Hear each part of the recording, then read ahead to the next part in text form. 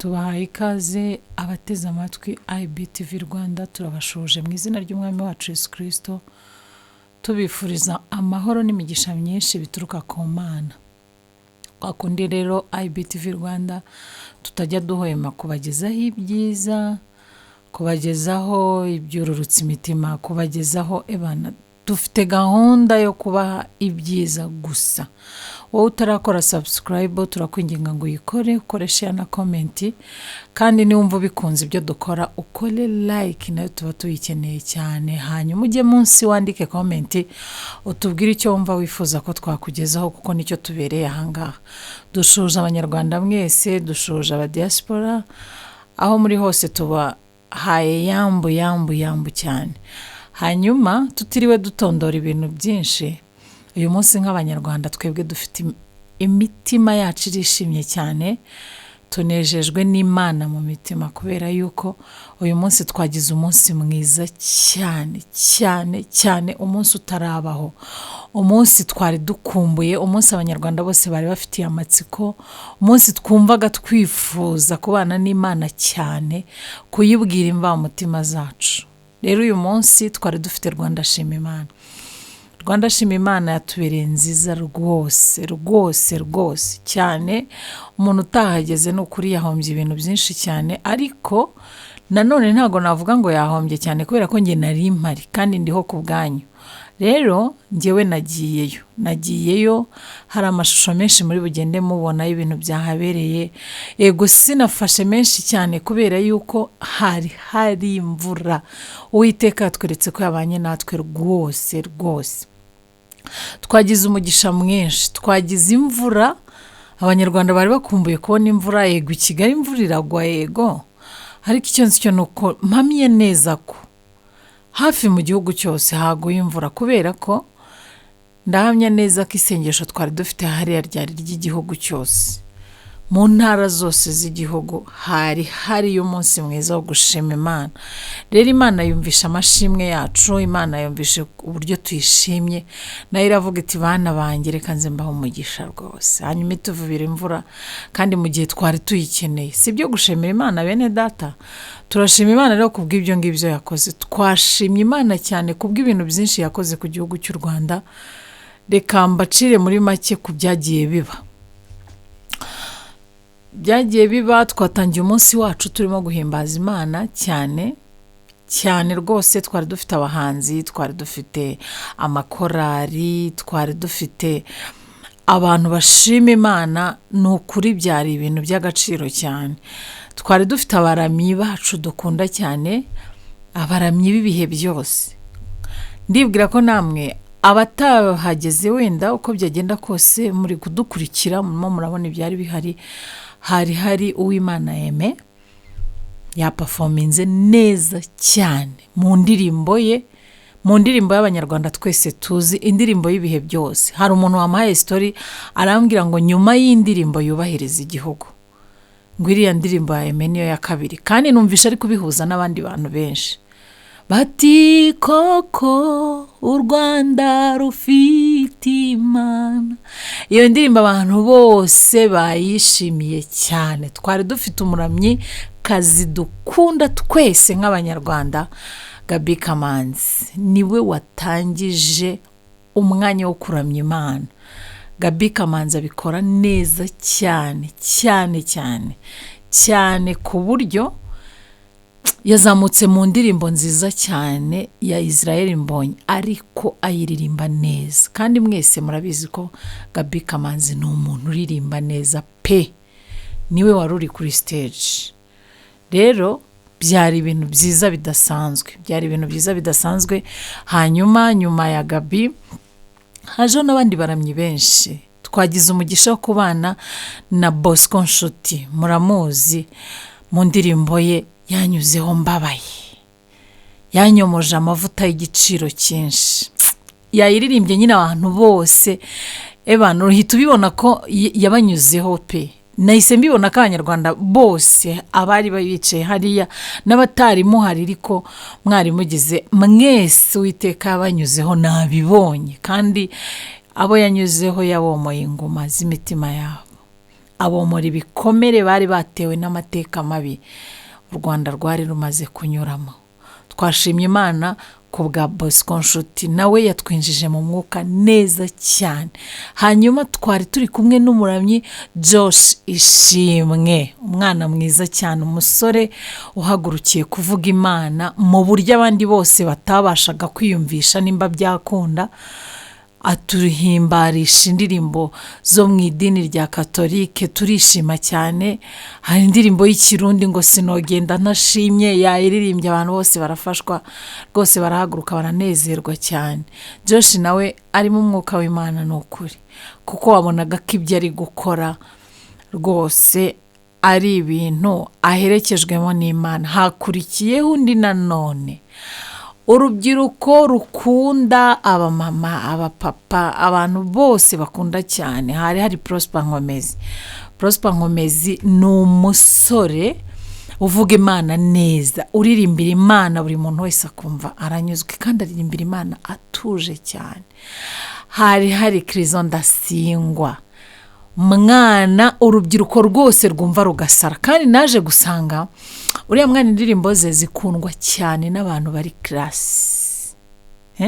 Namwe mujya mubibona, agira indirimbo nziza pe, agira indirimbo nziza ku buryo urubyiruko iyo rumwumvishe rumwiyumvamo, kandi abantu b'abasirimu nkunda ukuntu bumva akaririmbo ukabona bararyohewe cyane. Niko no muri stade byari bimeze, niko byari bimeze. Hari ambiance rwose, hari umunezero mwinshi, abanyarwanda bari bishimye cyane cyane. Nyuma haje ko hari abahanzi benshi. Haje Tonzi, Witonze Clementine. Haje Tonzi nawe ahageze avuga imirimo y'Imana, muramuzi mu ndirimbo ye Humura, niyo abantu bose bamuziho cyane. Humura Imana irakoze, niyo abantu benshi ngira ngo bazi cyane cyane cyane kuri Tonzi. Hanyuma hari Pastor Ben, mumuzi nka couple Pastor Ben na Chance ntago yarahari, ariko hari Ben, kandi byari biryoshye rwose. Ben yatuzamuye mu mavuta, yatuzamuye pe, yatuzamuye twumva dukozweho cyane nanone. Hari abahanzi benshi pe, hari abahanzi benshi. Hari Iva ubyina imbyino gakondo, ariko muri gospel byari biryoshye cyane cyane cyane cyane. Hari umusirimu nkunda cyane witwa Christian iri imbere, mwana w'i Burundi, ariko akunda u Rwanda n'abanyarwanda. Yaririmbye neza cyane cyane cyane. Twari turi kumwe n'abaramyi benshi pe, benshi. Twari turi kumwe na René Patrick, umugabo wa Tracy, Agasaro Tracy, baririmba neza cyane cyane cyane cyane. Twari turi kumwe, hari abantu baririmba neza. Hari umuntu nkunda uririmba neza witwa Yves, yaririmbye neza cyane cyane cyane. Twongeye kuririmba indirimbo zidukumbuza.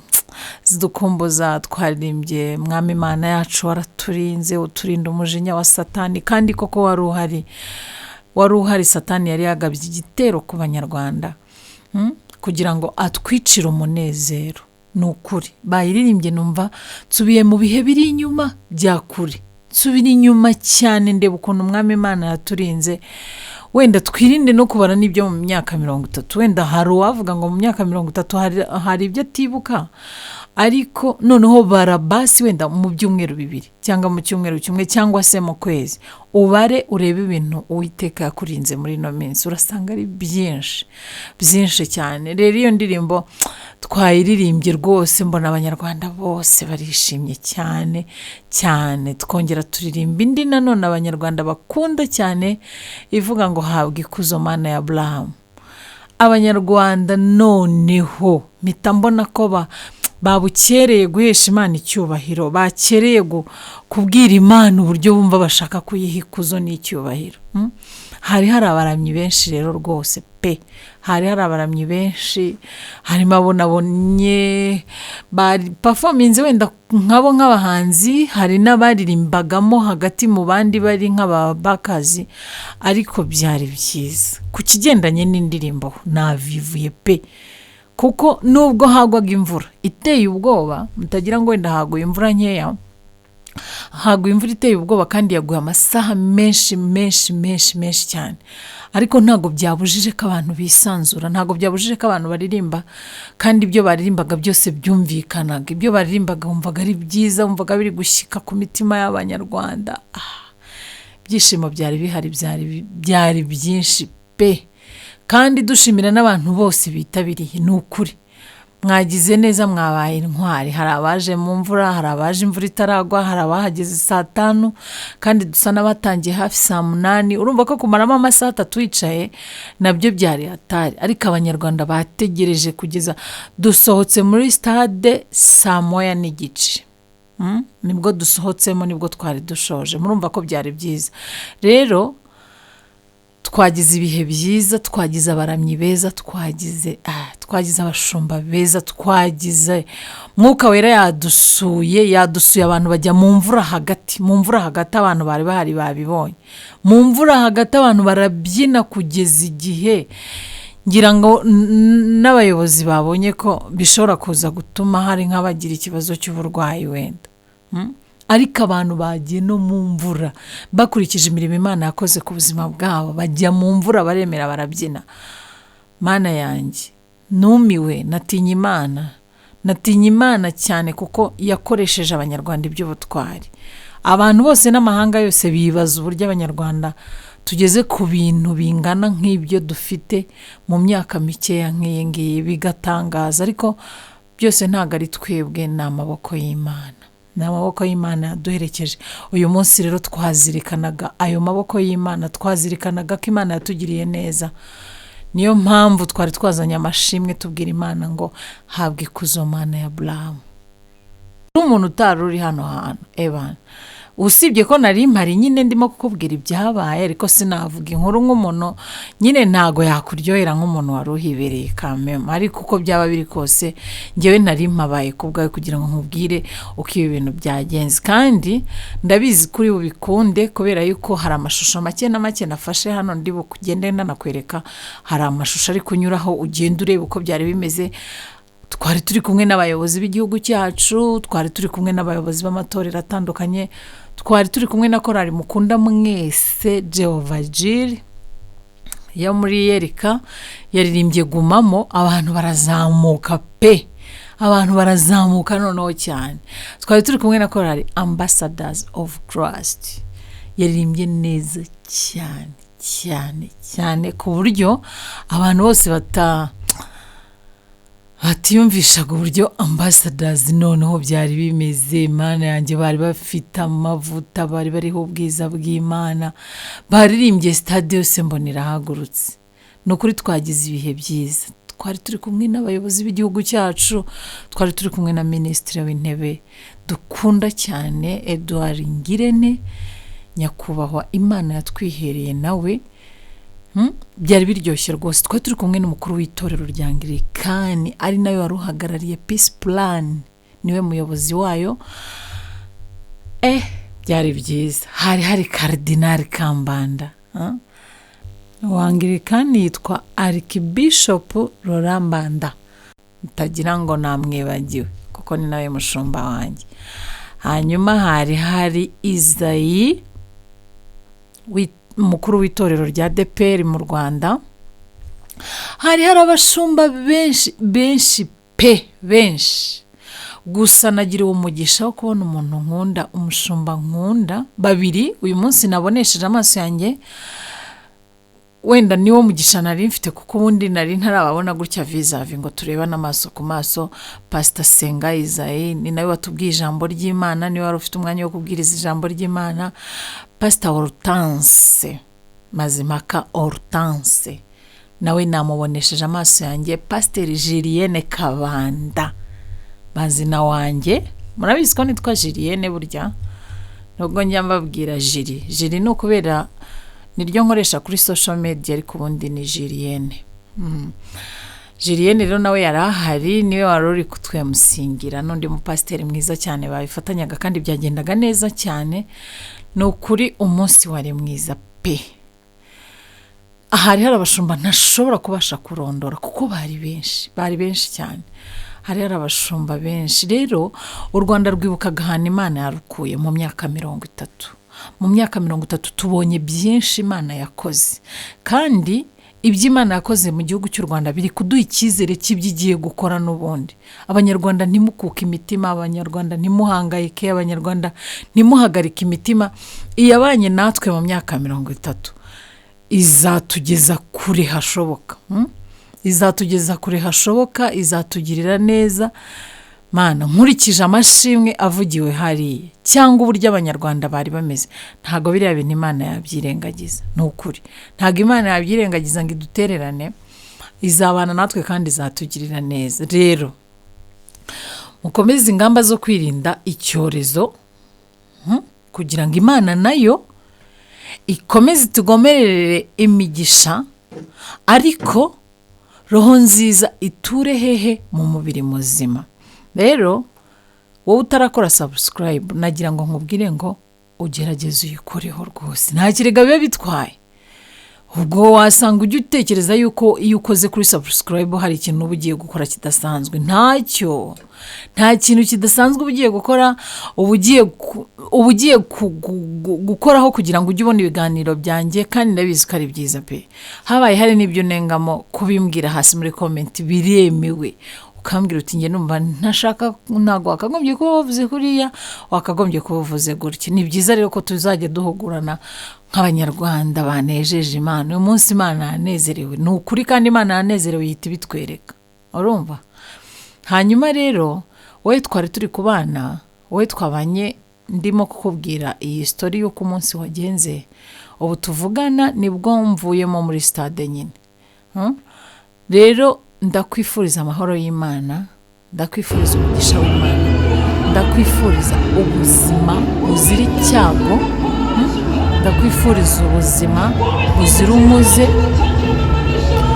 ndakwifuriza gukaza ingamba ukanirinda rwose. Hanyuma Abanyarwanda dukomeze tube bazima, duheshe Imana yacu icyubahiro. Murakoze cyane, Imana y'umugisha mwinshi. Ciao ciao.